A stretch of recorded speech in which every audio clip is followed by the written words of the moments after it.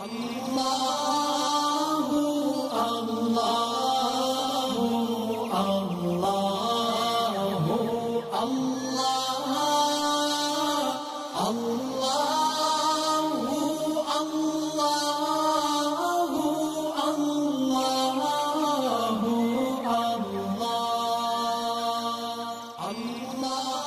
بالله من الشيطان الرجيم. بسم الله الرحمن الرحيم. يا أيها الذين آمنوا أنفقوا من طيبات ما كسبتم ومما أخرجنا لكم من الأرض ولا تيمموا الخبيث منه وتنفقون ولستم بآخذيه إلا أن تغمضوا فيه واعلموا أن الله غني حميد. الشيطان يعدكم الفقر ويأمركم بالفحشاء والله يعدكم مغفرة منه وفضلا والله واسع عليم. اے ایمان والو، جو کچھ تم نے کمایا ہو اور جو پیداوار ہم نے تمہارے لیے زمین سے نکالی ہو، اس کی اچھی چیزوں کا ایک حصہ اللہ کے راستے میں خرچ کیا کرو، اور یہ نیت نہ رکھو کہ بس ایسی خراب قسم کی چیزیں اللہ کے نام پر دیا کرو گے جو اگر کوئی دوسرا تمہیں دے تو نفرت کے مارے تم اسے آنکھیں میچے بغیر نہ لے سکو. اور یاد رکھو کہ اللہ ایسا بے نیاز ہے کہ ہر قسم کی تعریف اسی کی طرف لوٹتی ہے. شیطان تمہیں مفلسی سے ڈراتا ہے اور تمہیں بے حیائی کا حکم دیتا ہے، اور اللہ تم سے اپنی مغفرت اور فضل کا وعدہ کرتا ہے. اللہ بڑی وسعت والا، ہر بات جاننے والا ہے.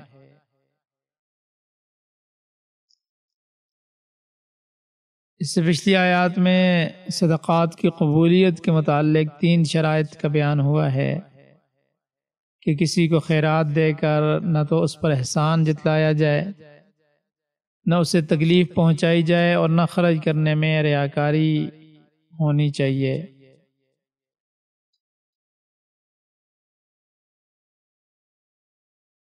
اب اس کے بعد اس آیت میں صدقے کی قبولیت کی 4تھی شرط بیان کی ہے، اور وہ ہے مال کی پاکیزگی، مال کا پاک ہونا. ارشاد فرمایا کہ یا ایھا الذین آمنوا انفقوا من طیبات ما کسبتم، اے ایمان والو خرچ کرو پاک اور ستھری چیزیں جو تم نے کمائی ہیں.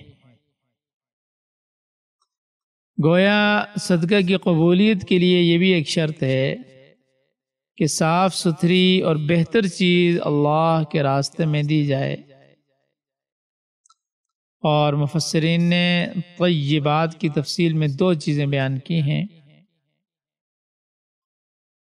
نمبر 1 کہ جو مال اللہ کے راستے میں خرچ کیا جا رہا ہے وہ حلال ہو، جائز ذرائع سے حاصل کیا گیا ہو.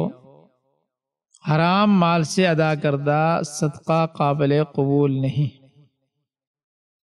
مثال کے طور پر اگر کوئی شخص چوری، ڈاکہ یا رشوت کا مال صدقہ کرتا ہے تو اللہ کے ہاں قابل قبول نہیں ہے، بلکہ ایسا کرنے سے انسان الٹا گناہگار ہوگا.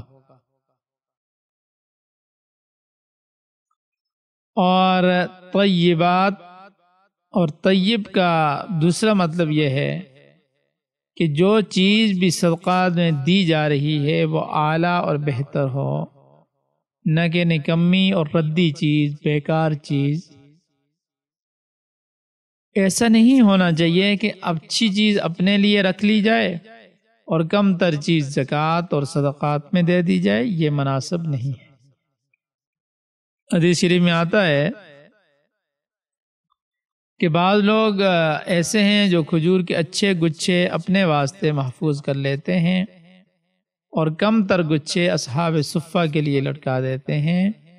اللہ تعالیٰ نے ایسی تقسیم سے منع فرمایا ہے۔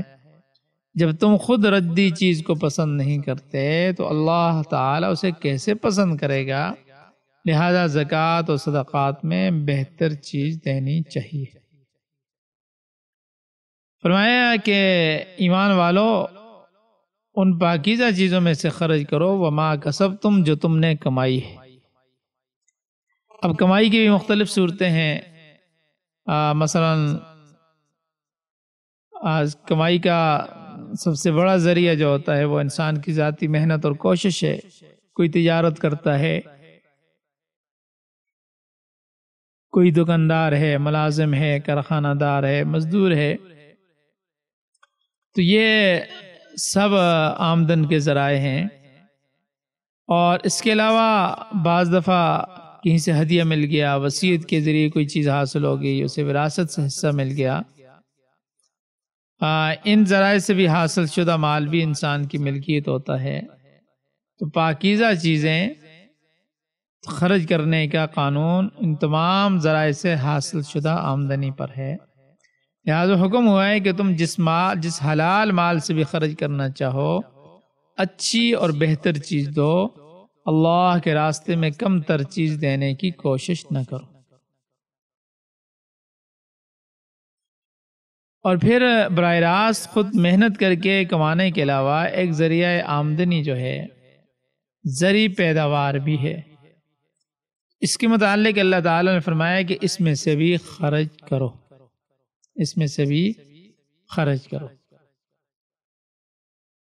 اور یہ جو فرمایا کہ مما اخرجنا لکم من الارض میں لفظ اخرجنا سے اشارہ اس بات کی طرف ہے کہ عشری زمین میں عشر واجب ہے۔ عشری زمین میں عشر واجب ہے، یعنی ہم نے جو تمہارے لیے زمین سے نکالا زرعی پیداوار میں ہر قسم کا غلہ، گندم، جو، چاول، مکئی، باجر، جو بھی چیز ہے، اس کے علاوہ اسی طرح ہر قسم کا پھل، سبزیاں بھی چونکہ زرعی پیداوار ہیں۔ تو اب یہ ہے کہ کتنا خرچ کیا جائے، سوال یہ کہ کتنا خرچ کیا جائے۔ تو سب سے پہلے جو کچھ قرض ہے وہ ادا ہونا چاہیے۔ قرض جو ہے وہ انسان کو سب سے پہلے ادا کرنا چاہیے، اس کا خیال رکھنا چاہیے۔ اور پھر جس طرح تجارت وغیرہ کے مال میں کل مال کا 40واں حصہ زکوٰۃ فرض ہے، تو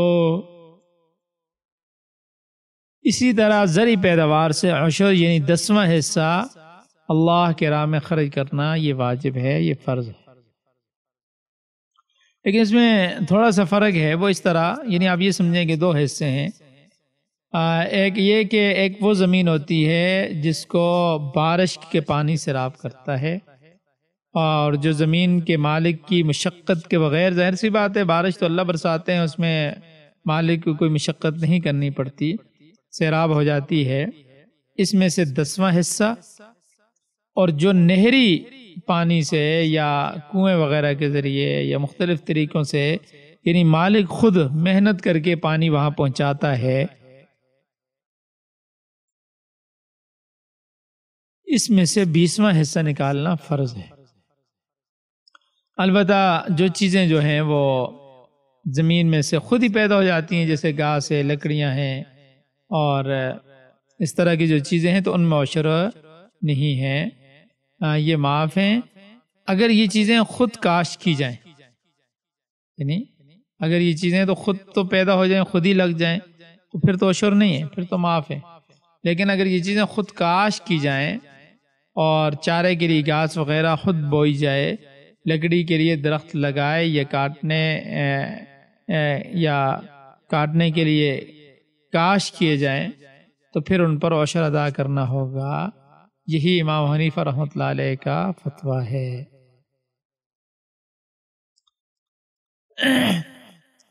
تو بہرحال فرمایا کہ اگر کمائی تمہاری ذاتی محنت اور مشقت کی ہے تو پھر اس میں سے حلال اور طیب چیزیں اللہ کے راہ میں خرچ کرو، اور جو زمین کی پیداوار ہے اس میں سے بھی چیزیں خرچ کرو۔ فَلَا تَيَمَّمُوا الْخَبِيثَ مِنْهُ تُنْفِقُونَ، اور ردی یا کم تر چیزوں کو خرچ کرنے کا ارادہ نہ کرو۔ خبیث سے مراد ردی یا گھٹیا چیز ہے، اور اس کے اطلاق ناپاک چیز پر بھی ہوتا ہے۔ اللہ کی راہ میں صاف ستھری چیزیں دینی چاہیے، کیونکہ وَلَسْتُمْ بِآخِذِيهِ، گھٹیا چیز جب تم خود لینے کے لیے تیار نہیں ہو، تو جب تمہیں کوئی گھٹیا چیز دے تو تم اس کو پسند نہیں کرتے اور اس کو اچھا نہیں سمجھتے، تو اللہ کی راہ میں ایسی چیز کیوں دیتے ہو؟ گھٹیا چیز قبول کرنے کی ایک صورت ہے اِلَّا أَن تُغْمِضُوا فِيهِ، تم خود چشم پوشی کر لو، مگر یہ تم کرنے کے لیے تیار نہیں ہو۔ یعنی اگر کوئی تمہیں کوئی چیز دیتا ہے، ردی چیز دیتا ہے، گھٹیا چیز دیتا ہے، تو تم خوشی سے اس کو نہیں لیتے، ہاں مجبوری میں بس آنکھیں بند کر کے چلو خیر ہے کوئی بات نہیں لے لی، تو وہ ایک الگ چیز ہے، لیکن خوشی سے گھٹیا چیز جب تم نہیں لیتے تو اللہ کے راستے میں کیوں دیتے ہو؟ اللہ کے راستے میں بھی اچھی چیز سے اچھی چیز خرچ کرو، جیسا کہ فرمایا لن تنالوا البر حتی تنفقوا مما تحبون، تم ہرگز نیکی کو نہیں پہنچ سکتے یہاں تک کہ تم اپنی پسندیدہ چیز خرچ نہ کرو۔ ظاہر ہے کہ ہر شخص کے لیے اچھی صاف ستھری اور بہتر چیز پسندیدہ ہوتی ہے، لہذا بہتر چیز ہی اللہ کے راستے میں خرچ کرو۔ اور پھر یہ بھی فرما دیا وَاعْلَمُوا، جان لو، اچھے طریقے سے سمجھ لو، ان اللہ غنی حمید، اللہ تعالیٰ بے پرواہ ہے، بے نیاز ہے، اس کو تمہارے صدقات اور خیرات کی کوئی ضرورت نہیں، یہ تو تمہارے اپنے ہی فائدے کے لیے ہے تاکہ تم اس سے آخرت میں مستفید ہو سکو، تمہیں آخرت میں اس کا فائدہ ملے۔ دنیا میں قوم کے غرباء مساکین کی اعانت کا ایک ذریعہ ہے، مدد کا ذریعہ ہے، اور اس سے تمہارے اخلاق بھی اس کی وجہ سے بلند ہوں گے، اللہ تعالیٰ تم پر راضی ہوگا، اور اللہ تعالیٰ حمید یعنی تمام خوبیوں کا مالک ہے، تم اچھا کرو یا برا وہ بے نیاز ہے، تمہارے اعمال نہ اس کی خدائی میں اضافہ کر سکتے ہیں اور نہ تمہارے برے اعمال اس کی خدائی پر اثر انداز ہو کر خدائی میں کچھ کمی لا سکتے ہیں۔ اللہ تعالیٰ نے مال دیا ہے، اس کو اللہ کی راہ میں خرچ کرو، اس کا شکر ادا کرو، اس نے تمہیں انعام سے نوازا ہے تو اس کا احسان مانو، اس کا شکر ادا کرو۔ اور پھر ایک اور بات بیان کی کہ دیکھو شیطان کے وسوسے میں نہ آ جانا، شیطان کے بہکاوے کے اندر نہ آ جانا۔ چنانچہ فرمایا کہ الشیطان یعدکم الفقر، شیطان تمہیں فقر سے ڈراتا ہے۔ شیطان انسان پر اس طرح حملہ آور ہوتا ہے کہ اگر مال تھوڑا ہے تو بہکاتا ہے کہ اگر یہ مال صدقات میں دے دیا تو پھر تمہارے پاس کچھ نہیں بچے گا، تو تم خود مفلس ہو جاؤ گے، تم خود دوسروں کے محتاج ہو جاؤ گے۔ جب اس قسم کے خیال آئے تو سمجھ لینا چاہیے کہ یہ شیطانی وسوسہ ہے۔ مال اگر تھوڑا بھی ہے نا تو اس میں سے بھی کچھ نہ کچھ اللہ کے راستے میں دے دینا چاہیے، اللہ تعالیٰ اس کی وجہ سے، صدقے کی وجہ سے بقیہ مال میں برکت دے گا۔ فرمایا وما انفقتم من شیء فهو یخلفہ، اگر خرچ کرو گے تو اللہ تعالیٰ اس کی جگہ کسی دوسرے ذریعے مال دے دے گا، لہٰذا بخل نہیں کرنا چاہیے بلکہ فراخ دلی کا مظاہرہ کرنا چاہیے۔ شیطان کی باتوں کے اندر نہیں آئے، بلکہ کسی کے پاس تھوڑا ہے تو اس کے اعتبار سے اللہ کے راستے میں دے دے، لیکن دینا ضرور چاہیے۔ اور اگر اللہ تعالیٰ نے کسی شخص کو وافر مال دیا ہے، مال کی کثرت ہے، مال کی وسعت ہے، تو پھر شیطان کیا کرتا ہے؟ دوسرے طریقے سے حملہ آور کرتا ہے۔ کیا کرتا ہے؟ وہ یأمرکم بالفحشاء، وہ تمہیں بے حیائی کا حکم دیتا ہے۔ مطلب یہ کہ مالدار آدمی کو فحاشی کے کاموں میں لگا دیتا ہے کہ فکر نہ کرو، تمہارے پاس بہت مال ہے، خوب عیاشی کی زندگی گزارو، عیش و عشرت کی زندگی گزارو، دنیا میں بار بار نہیں آنا، لہذا کھاؤ پیو موجیں اڑاؤ، اور پھر اس کا مال کھیل تماشے فضول رسم و رواج پر خرچ ہوتا ہے۔ کہیں دھوم دھام سے شادی ہو رہی ہے، سالگرہ منائی جا رہی ہے، اس کے لیے خرچے کیے جا رہے ہیں، باجے بجائے جا رہے ہیں، کبھی چراغاں کیا جا رہا ہے، کبھی عرس منائے جا رہے ہیں، لاکھوں روپیہ ان فضول رسم و رواج پر ضائع کیا جا رہا ہے، یہ سب شیطان کے بہکاوے۔ فرمایا اس کے برخلاف اللہ تعالیٰ تمہیں ہمیشہ ہمیشہ کی نعمتوں سے نوازنا چاہتا ہے۔ واللہ یعدکم مغفرۃ منہ وفضلا، اللہ تعالیٰ تم سے مغفرت اور فضل کا وعدہ کرتا ہے اگر اس کے حکم کے مطابق اس کے راستے میں خرچ کرو گے تو اللہ تعالیٰ تمہارے گناہ معاف فرما دے گا، دنیا میں بھی برکت عطا کرے گا اور آخرت میں اپنے فضل سے جنت میں داخل کر دے گا، یہ اس کا وعدہ ہے۔ لہذا شیطان کے بہکاوے میں نہ آنا، بلکہ اللہ تعالیٰ کے وعدے پر یقین کر کے اس کے احکام کی بجا آوری کرنا، اس کے احکام کو پورا کرنا، ہمیشہ ہمیشہ کی کامیابی تمہارے قدم چوم لے گی، ہمیشہ ہمیشہ کے لیے کامیاب ہو جاؤ گے۔ اور واللہ واسع علیم، اللہ تعالیٰ بڑا ہی وسعت والا ہے، اس کے خزانے بہت وسیع ہیں، اپنے بندوں کو مایوس نہیں لوٹاتا بلکہ انہیں دگنا چگنا عطا کرتا ہے۔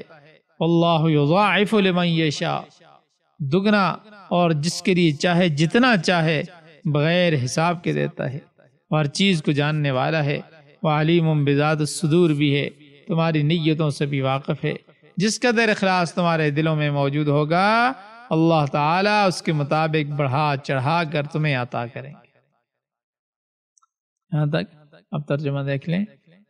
یا ایہا الذین آمنوا انفقوا من طیبات ما کسبتم، اے ایمان والو خرچ کرو اس میں سے پاکیزہ چیزیں جو تم کماؤ، ومما اخرجنا لکم من الارض، اور اس میں سے جو ہم نے نکالا ہے تمہارے لیے زمین سے، ولا تیمموا الخبیث منہ تنفقون ولستم بآخذیہ الا ان تغمضوا فیہ، اور اس میں سے گندی چیز خرچ کرنے کا ارادہ نہ کرو جب تم خود اس کو لینے والے نہیں مگر یہ کہ تم چشم پوشی کر جاؤ۔